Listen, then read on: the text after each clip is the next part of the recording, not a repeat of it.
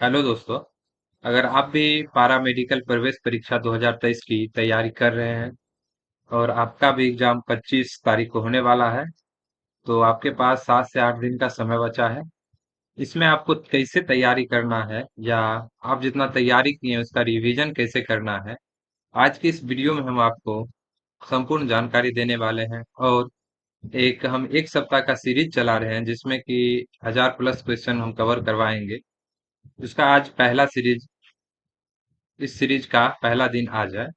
इसमें आपको लगभग 100 क्वेश्चन कराया जाएगा, जिसमें से कि आपका परीक्षा में आने वाला संभवतः प्रश्न होगा जो कि मोस्ट वीवीआई क्वेश्चंस है, वो हम कवर कराएंगे।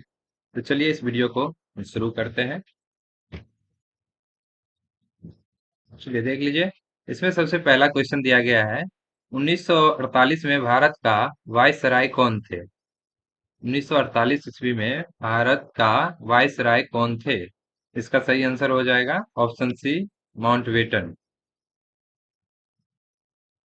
दूसरा क्वेश्चन दिया गया है, मेलानिन किस अमीनो अम्ल से बनता है?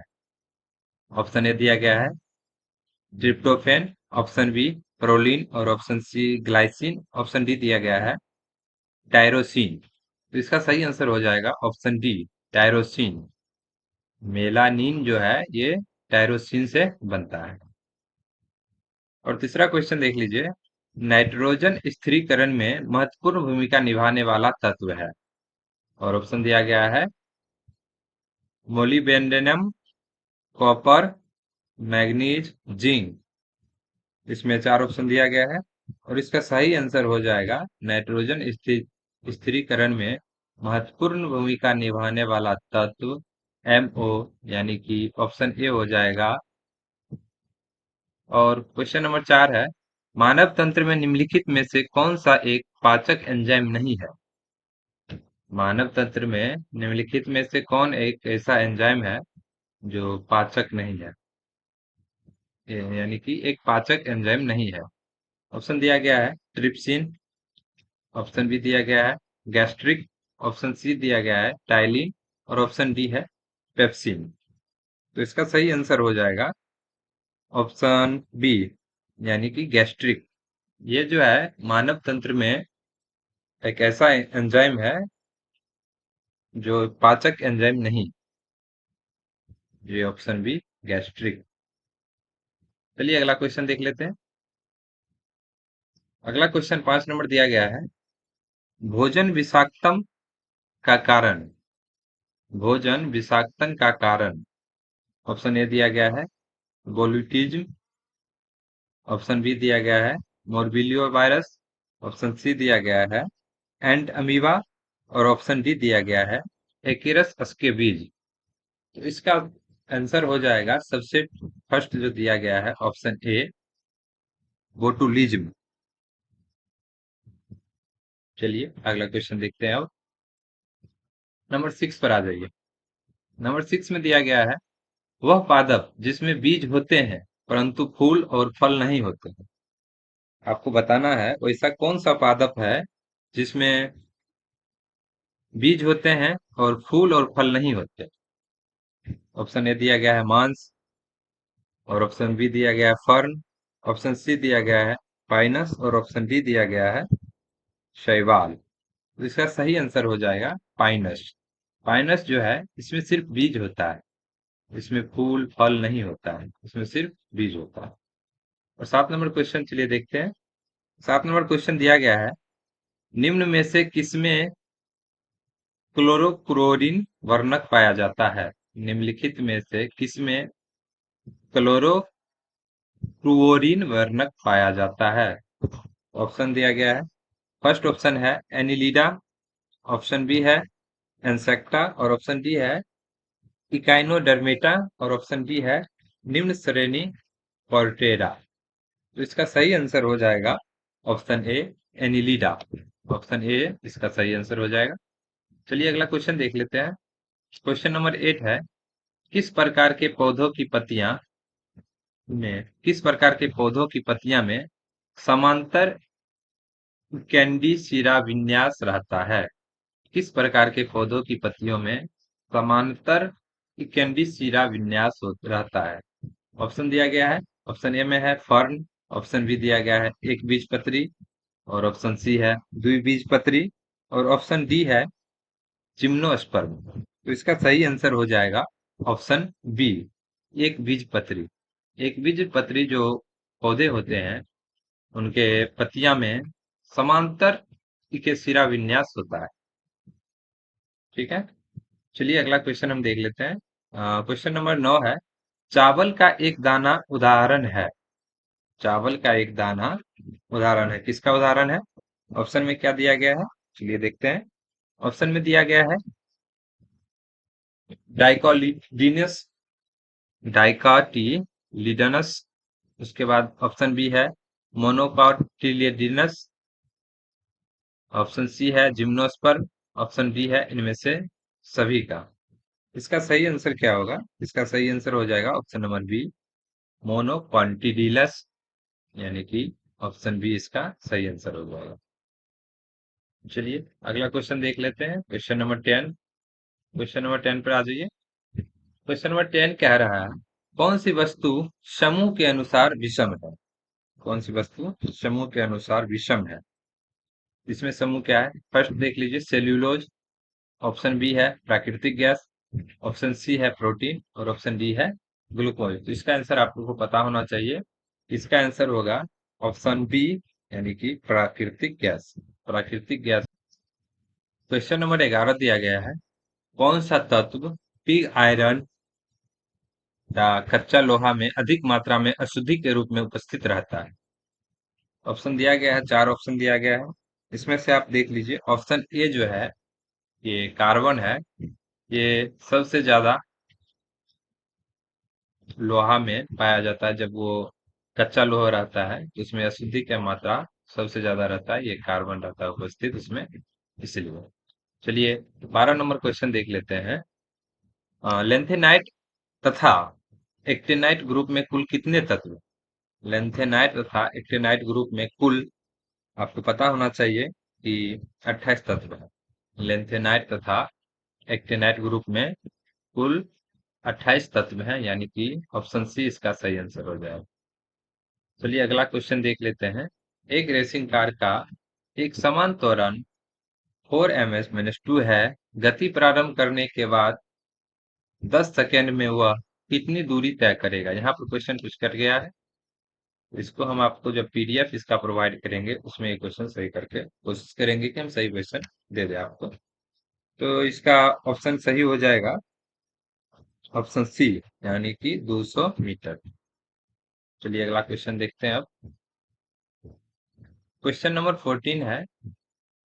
इसमें दिया गया है, प्रकाश के किसी रंग का तरंगदैर्घ्य 5800 एम्पियर है, इसे नैनोमीटर में व्यक्त करें। प्रकाश के किसी रंग का तरंगदैर्घ्य 5800 एम्पियर है, इसे नैनोमीटर में व्यक्त करें। तो इसका सही आंसर हो जाएगा, ऑप्शन देख लीजिए। इसका ऑप्शन हो जाएगा यानी कि डी, 580 नैनोमीटर, ये सही आंसर हो जाएगा। अगला देख लीजिए, कोई तार पृथ्वी से 5 प्रकाश वर्ष दूर पर है, यानी कि कोई तारा पृथ्वी से 5 प्रकाश वर्ष की दूरी पर है। उसकी दूरी का परिकलन परिकलन किलोमीटर में करो। तो आपको मालूम है कि प्रकाश का वेग बराबर होता है 3 × 10⁸ माइक्रो सेकेंड, मीटर पर सेकेंड। तो इसमें इसका सही आंसर हो जाएगा 15 का ऑप्शन नंबर ये डी, 4.73 × 10⁻13 किलोमीटर। चलिए अगला क्वेश्चन है 16 नंबर क्वेश्चन, जिसमें दिया गया है, आतिशबाजी में चटक लाल रंग निम्न की उपस्थिति के कारण होता है। आतिशबाजी में चटक लाल रंग निम्न की उपस्थिति के कारण होता है। आतिशबाजी जो पटाखा जलाया जाता है, उसमें जो चटक लाल रंग होता है, वो किस चीज की उपस्थिति के कारण होता है? यहाँ पर देख लीजिए, उसमें ना ही सोडियम रहता है, ना ही बेरियम रहता है। ना ही बेरियम के कारण होता है, ना ही सोडियम के कारण होता है, और ना ही मैग्नीशियम के कारण होता है। इसका सही आंसर हो जाएगा अस्ट्रोशियम होता है, जो कि ऑप्शन यहाँ पर मिटा हुआ है, अस्ट्रोशियम, ऑप्शन डी। चलिए अगला क्वेश्चन देख लीजिए। क्वेश्चन नंबर 17 है, दिया सलाई में प्रयुक्त होता है। दिया सलाई जो हम लोग घर में यूज करते हैं, माचिस, उसमें क्या प्रयुक्त होता है? ऑप्शन ए दिया गया है लाल फास्फोरस, ऑप्शन बी दिया गया है सफेद phosphorus, option C sodium, option D potassium. इसमें आपको मालूम होना चाहिए, दिया सलाई यानी कि घर में हम लोग जो माचिस यूज करते हैं, उसमें लाल फास्फोरस का यूज किया जाता है। 18 नंबर क्वेश्चन में दिया गया है, लार में पाया जाने वाला एंजाइम जो कि स्टार्च को ग्लूकोज में परिवर्तित करता है, इसका क्या नाम है? जो हमारे लार में पाया जाता है, हम जब खाना खाते हैं तो उसमें जब लार की मात्रा मिलती है तो वो पचने में मदद करता है। तो इसमें क्वेश्चन दिया गया है, लार में पाया जाने वाला एंजाइम जो कि स्टार्च को ग्लूकोज में बदलता है, इसका क्या नाम है? ऑप्शन ए दिया गया है फाइलेम, फाइलिम, ऑप्शन बी दिया गया है जाइमेस, ऑप्शन सी लाइपेस और ऑप्शन डी है इरेपिन्स। तो इसका सही आंसर हो जाएगा फाइलिम, ऑप्शन ए। चलिए अगला क्वेश्चन देखते हैं। क्वेश्चन नंबर 19 है, उसमें दिया गया है कि कार्बनिक यौगिक के सूक्ष्म जीवों द्वारा धीरे धीरे अपघटित होने वाली क्रिया को कहते हैं। यानी कि कार्बनिक यौगिक के सूक्ष्म जीवों द्वारा जो धीरे धीरे क्रिया अपघटित होती है, उसे क्या कहते हैं? ऑप्शन ए दिया गया है क्लोरीनीकरण, ऑप्शन बी बहुलीकरण, ऑप्शन सी पाश्चुरीकरण, ऑप्शन डी किण्वन। इसमें से आप लोगों को बताना है इस प्रक्रिया को क्या कहा गया है। तो आपको हम बता देते हैं, ऑप्शन डी इसका सही आंसर हो जाएगा किण्वन। चलिए अगला क्वेश्चन देख लेते हैं। क्वेश्चन नंबर 20 है कि कार व मोटरों में प्रयुक्त यानी कि प्रयोग किए जाने वाला पेट्रोल निम्न का मिश्रण होता है। कार या बाइक में जो पेट्रोल दिया जाता है वो किस किस किस किस चीज का मिश्रण होता है? ऑप्शन ए दिया गया है हाइड्रोकार्बन का, ऑप्शन बी अल्कोहल वो ईथर का, ऑप्शन डी दिया गया है हाइड्रोकार्बन वो ईथर का, और ऑप्शन डी है सभी सत्य है। यानी कि ऑप्शन डी का मतलब हो गया कि ऑप्शन ए भी सही है, ऑप्शन बी भी सही है, ऑप्शन सी भी सही है, मगर ऐसा कुछ है नहीं। इसका आंसर जो हो जाएगा ऑप्शन ए होगा, यानी कि हाइड्रोकार्बन का मिश्रण होता है पेट्रोल। चलिए अगला क्वेश्चन देखते हैं। पेट्रोल में विषैला मिश्रित पदार्थ है। पेट्रोल जो है उसमें ऐसा कौन सा पदार्थ है जो विषैला होता है, वो पेट्रोल में मौजूद रहता है? इसमें ऑप्शन दिया गया है न्यूटेन, ऑप्शन बी दिया गया है टेटा एथिल लेड, ऑप्शन सी दिया गया है नाइट्रोटोल्यूइन, ऑप्शन डी दिया गया है डीडीटी। तो इसका सही आंसर हो जाएगा ऑप्शन बी टेटा एथिल लेड। ठीक है, उसके बाद अगला क्वेश्चन देख लीजिए। क्वेश्चन नंबर 22 है।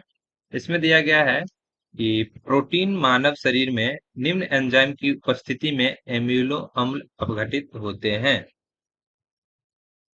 तो इसका सही आंसर हो जाएगा ऑप्शन नंबर ए जाइमेस। यानी कि जाइमेस प्रोटीन मानव शरीर में निम्न एंजाइम की उपस्थिति में अमीनो अम्ल अपघटित होते हैं। उसके बाद 23 नंबर क्वेश्चन है कि परमाणु भार की इकाई है। परमाणु भार की इकाई है, इसमें आपको सही आंसर हो जाएगा इसका माइक्रोमिलीग्राम। ये ऑप्शन नंबर सी जो है, ये इसका सही जवाब हो जाएगा। चलिए अगला क्वेश्चन देखते हैं। 24 नंबर क्वेश्चन देख लीजिए। दवा बनाने में काम आता है। दवा बनाने में काम आता है, जो कि ऑप्शन में दिया गया है बेंजोइक अम्ल, नाइट्रिक अम्ल, पिक्रिक अम्ल, अम्लराज। तो इसमें सही इसका आंसर हो जाएगा ऑप्शन नंबर ए बेंजोइक अम्ल। बेंजोइक अम्ल जो है ये दवा बनाने में काम आता है। चलिए अगला क्वेश्चन देखते हैं। क्षारीय विलयन का पीएच मान होता है। कोई भी क्षारीय विलयन है उसका पीएच मान कितना होता है? 7, ऑप्शन ए दिया गया है 7, ऑप्शन बी 7 से कम, ऑप्शन सी 7 से अधिक, ऑप्शन डी निश्चित नहीं। तो इसमें आपको बता देते हैं कि ऑप्शन ए जो 7 दिया गया है, 7 पीएच मान उदासीन विलयन का होता है, और 7 से अगर कम होता है तो वो अम्लीय हो जाता है, और 7 से अगर अधिक होता है वो क्षारीय हो जाता है। तो इसमें पूछ रहा है क्षारीय विलयन का पीएच मान कितना होता है, तो वो 7 से अधिक होता है। एक बार और रिपीट कर देना चाहता हूँ कि 7 से अधिक जिसका पीएच मान रहेगा वो क्षारीय विलयन हो जाएगा, और 7 से कम जिसका रहेगा पीएच मान वो अम्लीय विलयन हो जाएगा, और 7 जिसका रहेगा वो उदासीन हो जाएगा। इसमें आपका अगर पूछता है जल का पीएच मान कितना होता है, तो जल का पीएच मान 7 होता है और वो उदासीन है, उदासीन विलयन। चलिए अगला क्वेश्चन देख लेते हैं। पंडित जवाहरलाल नेहरू के बाद भारत का प्रधानमंत्री कौन बने? पंडित जवाहरलाल नेहरू के बाद भारत का प्रधानमंत्री कौन बने थे? Option A Lal Bahadur Shastri, option B Morar Morarji Desai, option C Indira Gandhi, और ऑप्शन डी जाकिर हुसैन। इसमें आपको सही आंसर कौन सा हो जाएगा? लाल बहादुर शास्त्री। लाल बहादुर शास्त्री जो थे ये पंडित जवाहरलाल नेहरू के बाद प्रधानमंत्री बने थे भारत के। अगला क्वेश्चन देखते हैं। क्वेश्चन नंबर 27 है, तेल का एक टीन भरा हुआ है, ठीक है, क्वेश्चन दिया गया है तेल का एक टीन भरा हुआ है, इसमें से 6 बोतल तेल निकाल लिया गया। कोई एक टीन है जिसमें तेल भरा हुआ है, इसमें से 6 बोतल तेल निकाल लिया गया और 4 बोतल तेल डाल दिया गया। पहले 6 बोतल तेल निकाल लिए हैं और फिर उसमें से 4 बोतल तेल डाल दिए हैं। अब वह टीन भरा हुआ था, उस टीन में कितनी बोतल तेल, क्वेश्चन कटा हुआ है, उसको एक बार हम चेक कर लेते हैं क्या है क्वेश्चन पूरा। ये तेल का एक टीन भरा हुआ है, उसमें से 6 बोतल तेल निकाल लिया गया है और 4 बोतल तेल डाल दिया गया। अब वह टीन भरा हुआ था, उस टीन में कितनी बोतल तेल समा सकता है? कितनी बोतल तेल समा सकता है? इसका आंसर हो जाएगा ऑप्शन सी। ऑप्शन सी 80 बोतल तेल समा सकता है। चलिए अगला क्वेश्चन देख लेते हैं 28। 28 नंबर क्वेश्चन है, भारत के किस प्रांत में कोरोना वायरस का प्रथम रोगी पाया गया? ये बहुत इंपॉर्टेंट क्वेश्चन है, ठीक है, इसको देख लीजिए कि भारत के किस प्रांत में कोरोना वायरस का प्रथम रोगी पाया गया था। जब कोरोना वायरस भारत में आया था तो सबसे पहले किस प्रांत यानी कि किस स्टेट कह सकते हैं, किस स्टेट में प्रथम रोगी पाया गया था, उसका फर्स्ट पेशेंट किस स्टेट में पाया गया था? तो इसका सही जवाब हो जाएगा आपको केरल। केरल में जो है कोरोना वायरस का पहला पेशेंट पाया गया था जो कि भारत में, ठीक है। चलिए अगला क्वेश्चन देख लेते हैं। क्वेश्चन नंबर 29 है, ये सब मैथ का क्वेश्चन है। क्वेश्चन नंबर 29 ये मैथ का क्वेश्चन है, देख लीजिए। 29 नंबर क्वेश्चन में है कि 13 कुर्सियां और 5 मेजों का क्रय मूल्य 8280 रुपया है। यदि एक मेज का औसत क्रय मूल्य 1227 रुपया है तो एक कुर्सी का औसत मूल्य ज्ञात करें। देखिए आपको औसत निकालना तो मालूम होगा, तो फॉर्मूला लगाकर आप चेक कर सकते हैं इसका औसत कैसे निकालना। अगर नहीं आता है तो आप कमेंट करके पूछे, हम आपको वीडियो का लिंक शेयर कर देंगे, उसमें आपको समझा दिया जाएगा कि कैसे औसत निकाला जाता है। तो इस स्थिति में आपको यहाँ पर क्वेश्चन निकाल के देख लीजिएगा, इसका आंसर हो जाएगा ऑप्शन नंबर डी। 165 रुपया का औसत मूल्य पड़ता है कुर्सी का, एक कुर्सी का औसत मूल्य 165 रुपया पड़ता है। Option number sorry question number 30 देख लीजिए। 30 नंबर क्वेश्चन दिया गया है, टीना और मुनीम की आयु का वर्तमान अनुपात 9:10 है। टीना एक नाम है और एक नाम है मुनीम, दोनों के उम्र का अनुपात है 9:10। 10 वर्ष पूर्व उनकी आयु का अनुपात 4:5 था। मुनीम की वर्तमान आयु ज्ञात करें। देख लीजिए दो नाम दिया गया है टीना और मुनीम, दोनों का वर्तमान आयु का अनुपात 9.10 है, और 10 साल पहले उनकी आयु का अनुपात 4:5 था। मुनीम की वर्तमान आयु ज्ञात करे। यहाँ पर मुनीम की वर्तमान आयु पूछा जा रहा है, तो इसमें आप आंसर लगा दीजिए। ऑप्शन नंबर ए 20 वर्ष। चलिए अगला क्वेश्चन देख लेते हैं 31। यहाँ दिया गया 31 में, लक्षद्वीप समूह में कुल द्वीपों की संख्या कितनी है? लक्षद्वीप समूह में कुल द्वीपों की संख्या कितनी है? तो इसका सही आंसर हो जाएगा ऑप्शन बी 36। लक्षद्वीप में कुल 36 द्वीप हैं। अगला क्वेश्चन देख लीजिए।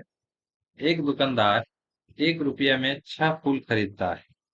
कोई दुकानदार है, वो 1 रुपया में 6 फूल खरीदता है, ठीक है। वह 1 रुपया में कितना फूल, 1 मिनट, वह 1 रुपया में कितना फूल बेच दे कि उसे 20% का लाभ हो?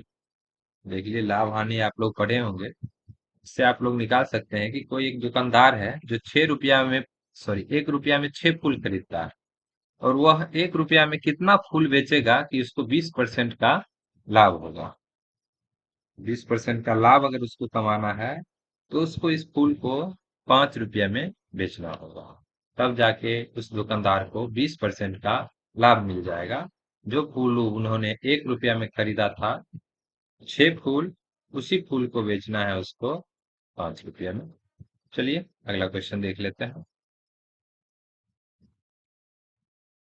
33 नंबर क्वेश्चन है, यदि 12 आदमी या 18 औरत एक काम को 14 दिन में पूरा कर सकते हैं।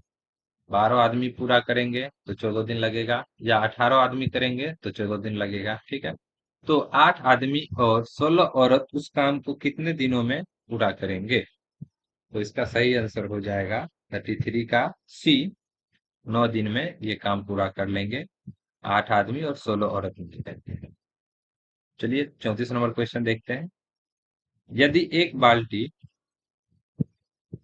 1 मिनट में भरता है, तो शेष बाल्टी भरने में कितना समय लगेगा? यदि बाल्टी 1 मिनट में भरता है, तो शेष बाल्टी कितना समय लगेगा?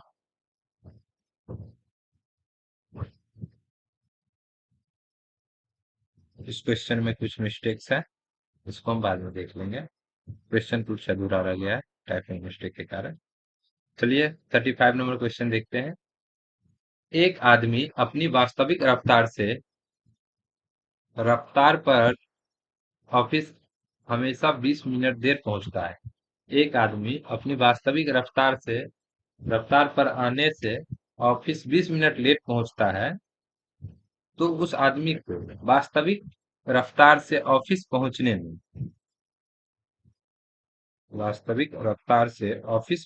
में कितना समय लगता है? एक आदमी अपनी वास्तविक रफ्तार पर अपने ऑफिस हमेशा 20 मिनट देर से पहुंचता है, तो उस आदमी को वास्तविक रफ्तार से ऑफिस पहुंचने में कितना समय लगेगा? तो इसका आंसर हो जाएगा 35 का ऑप्शन नंबर डी, 60 मिनट, यानी कि 1 घंटा लगेगा। चलिए अगला क्वेश्चन देखते हैं 36 नंबर। यदि एक वृत्त की त्रिज्या 50% घटा दी जाए, तो उसके क्षेत्रफल में कितने परसेंट की कमी होगी? कोई वृत्त है, उसकी त्रिज्या अगर 50% घटा दिया जाए, तो उसके क्षेत्रफल में 75% की कमी होगी, यानी कि उसका सही जवाब हो जाएगा option number A 75%। 37 number question देख लीजिए।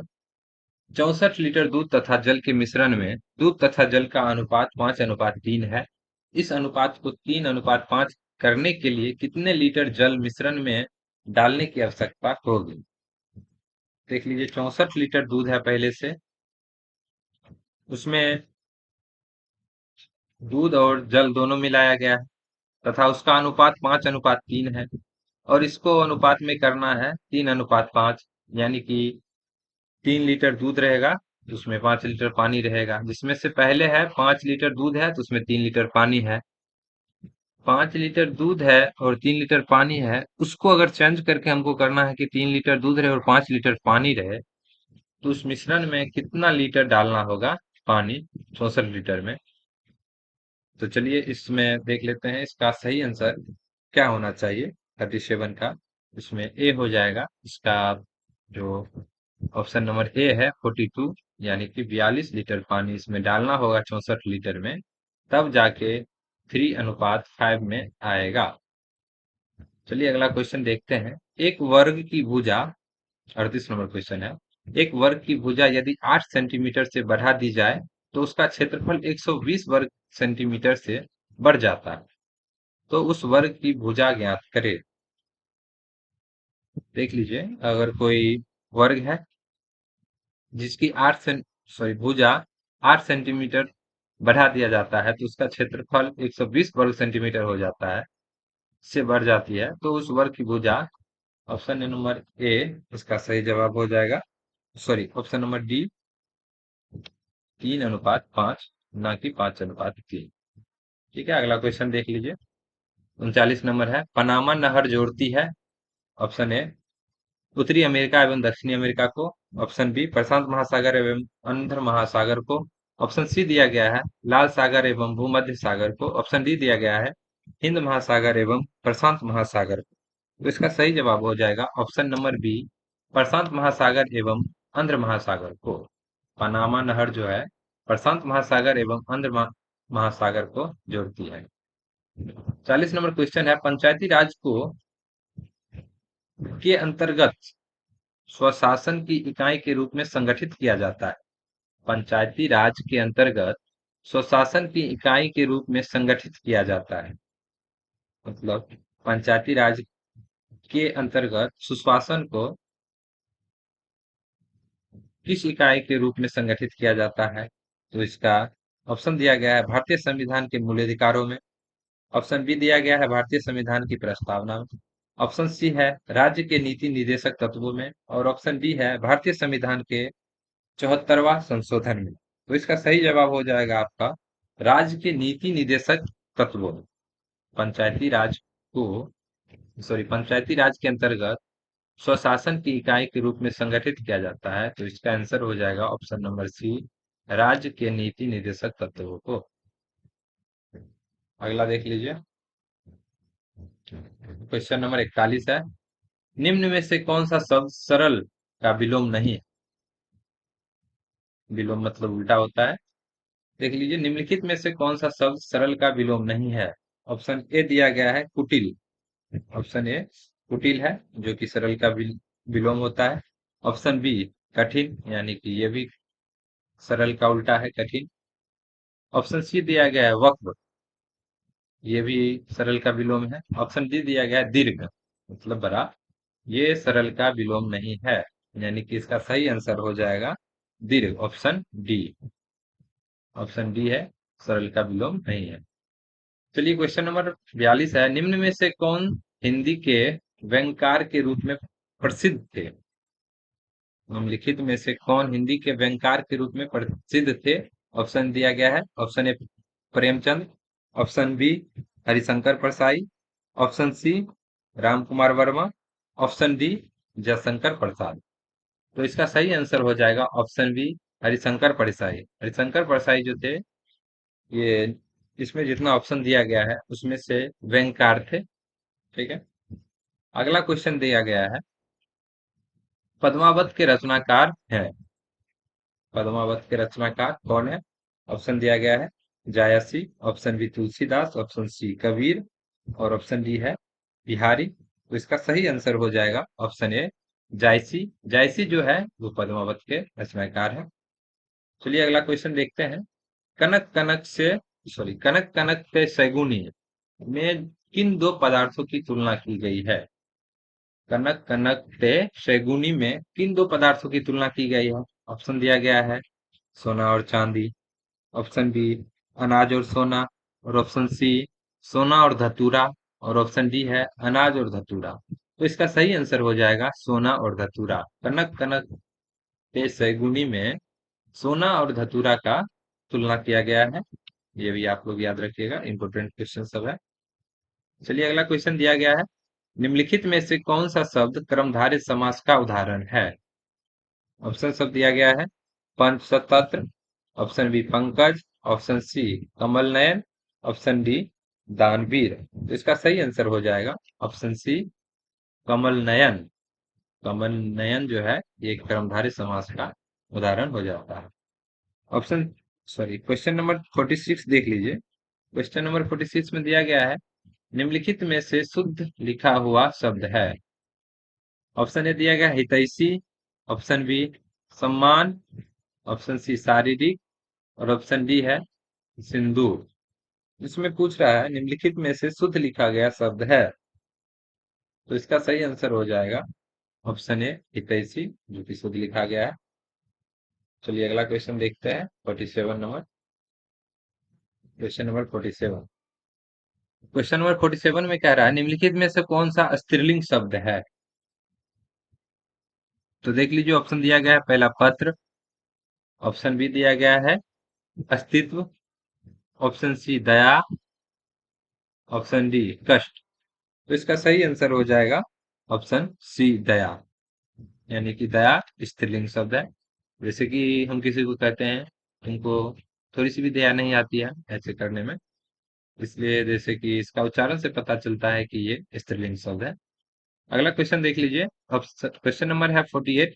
काला अक्षर भैंस बराबर लोकोक्ति का अर्थ है, जिसको मुहावरा कहते हैं। काला अक्षर भैंस बराबर लोकोक्ति का अर्थ क्या होता है। ऑप्शन ए दिया गया है निरक्षर होना, ऑप्शन बी दिया गया है मूर्ख होना, ऑप्शन सी है बेईमानी करना और ऑप्शन डी है इनमें से कोई नहीं।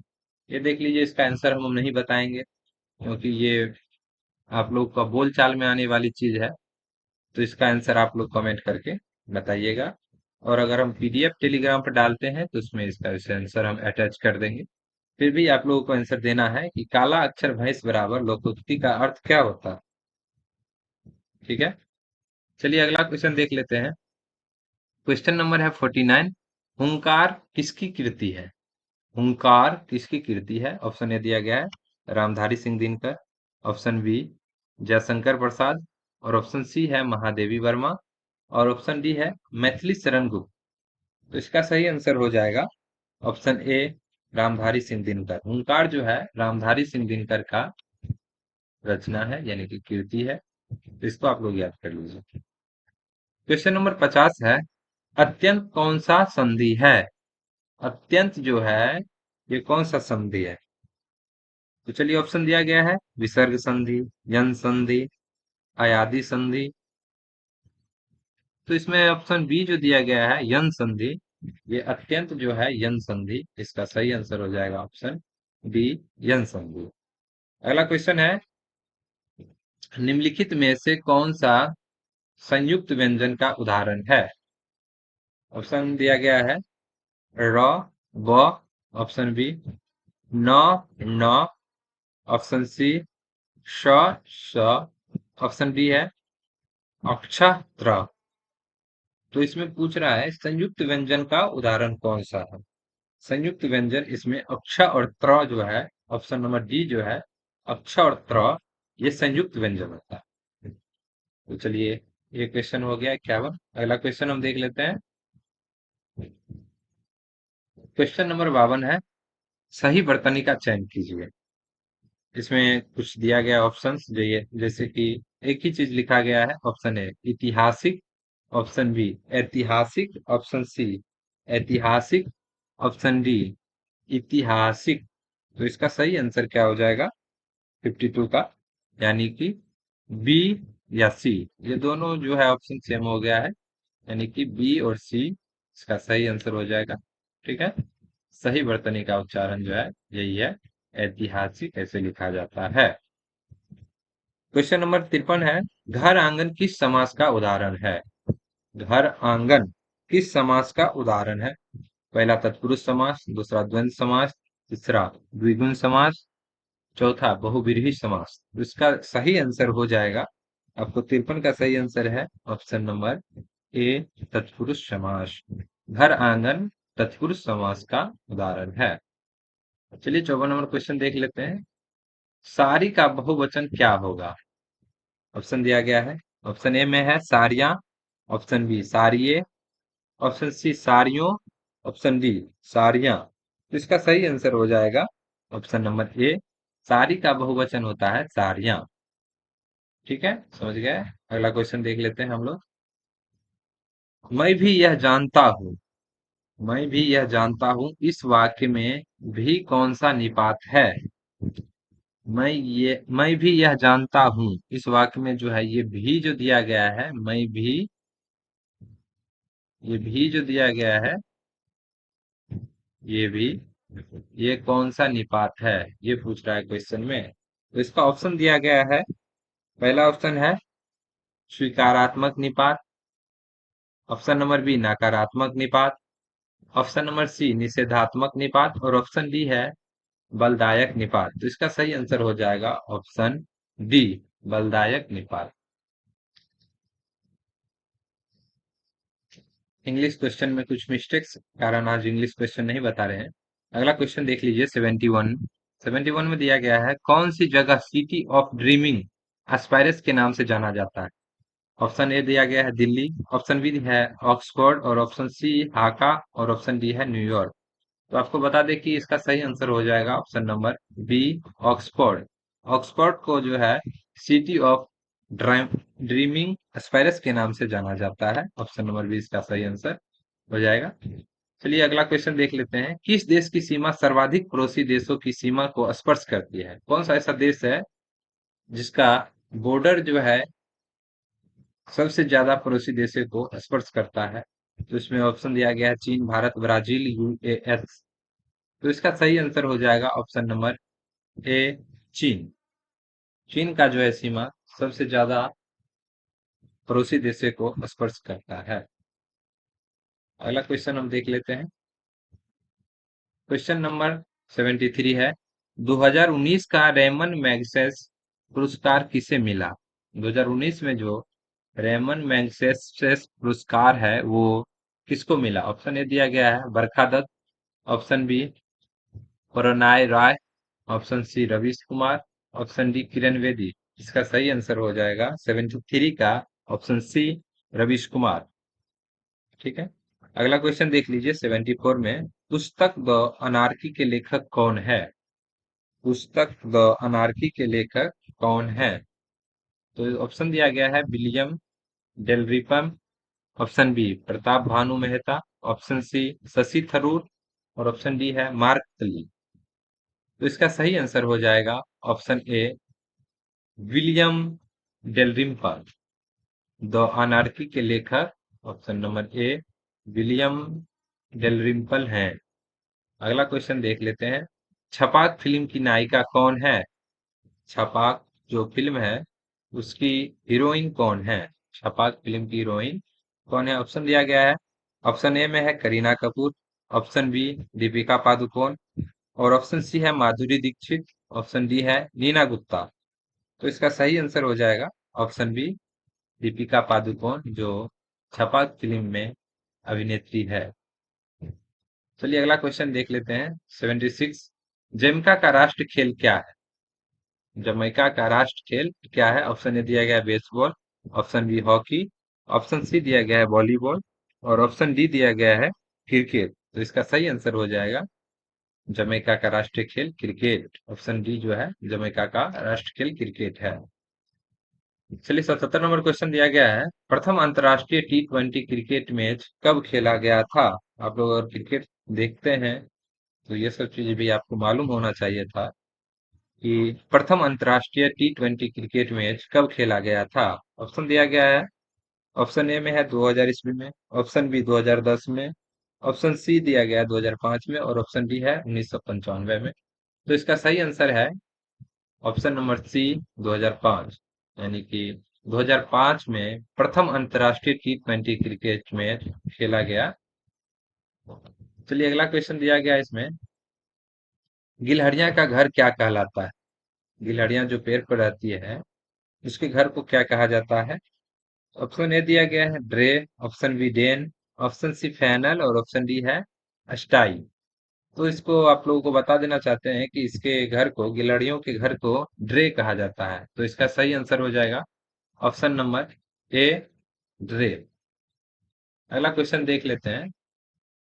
स्वतंत्र भारत का प्रथम संघीय बजट कब पेश किया गया था।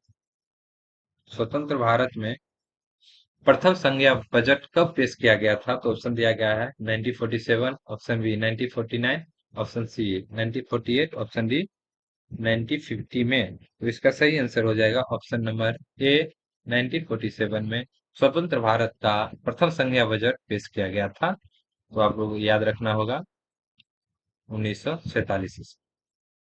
अगला क्वेश्चन देख लीजिए, 80 नंबर है, 1 इंच बराबर क्या होता है? ऑप्शन में दिया गया है।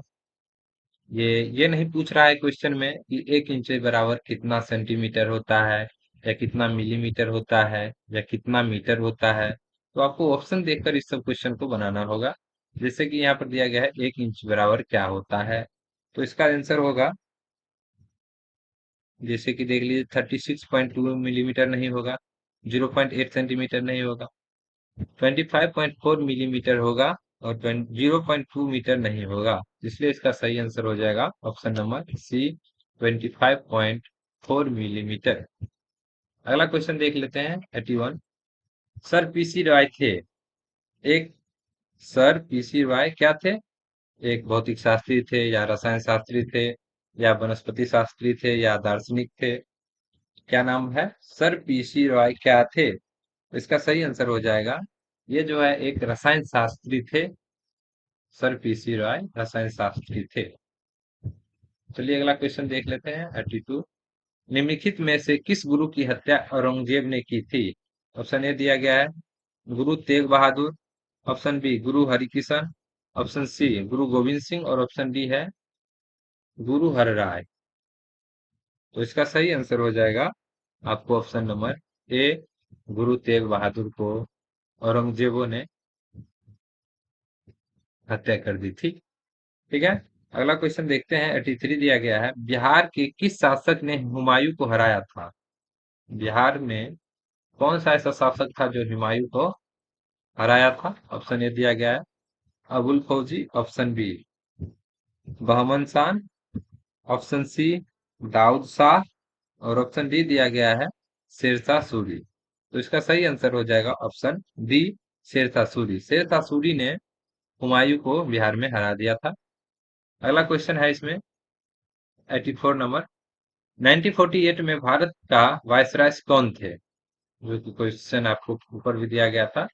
इसका वायसराय ऑप्शन नंबर सी जो है माउंटबेटन थे। अगला क्वेश्चन देख लीजिए 85 में। 85 में दिया गया है, पुस्तक वेल्थ ऑफ नेशन के लेखक कौन है? एक बुक है जिसका नाम है वेल्थ ऑफ नेशन, इसका लेखक कौन है? ऑप्शन दिया गया है Manmohan Singh, option B Napier, option C Adam Smith, option D Dante. तो इसका सही आंसर हो जाएगा ऑप्शन सी, यानी कि एडम स्मिथ जो थे वो पुस्तक लिखे थे वेल्थ ऑफ नेशन। चलिए अगला क्वेश्चन है कि बीटा गैलेक्टोसाइडेज किस पोषक तत्व के विघटन में मदद करता है? बीटा गैलेक्टोसाइडेज किस पोषक तत्व के विघटन में मदद करता है? ऑप्शन ए दिया गया है maltase, option B lactase, option C amylase, और ऑप्शन डी है रेनिक वर्नर। तो इसका सही आंसर हो जाएगा ऑप्शन नंबर बी लैक्टेज। आज के इस डे फर्स्ट के क्लास में नए ऑब्जेक्टिव कवर कराया गया है। अगर आपको ये वीडियो पसंद आया है तो आप चैनल को सब्सक्राइब कर लें, क्योंकि 1 सप्ताह तक इसका रेगुलर सीरीज चलेगा जिसमें आपको हर एक सब्जेक्ट कवर करवाया जाएगा। अगर आप इसको तैयारी सही से कर लेते हैं तो इस बार परीक्षा में आपको कोई भी पास होने से नहीं रोक सकता है। अगर अधिक जानकारी कुछ चाहिए तो यहाँ पर देख लीजिए, वेबसाइट दिया गया है www.rtgstudypoint.com। ये इसका ऑफिशियल वेबसाइट है। यहाँ से आप लोग नए वैकेंसी, नया जॉब, नया अपडेट, एडमिट कार्ड हो, कोई भी रिजल्ट हो, ये सारी जानकारी आप इस वेबसाइट से प्राप्त कर सकते हैं। वीडियो देखने के लिए धन्यवाद।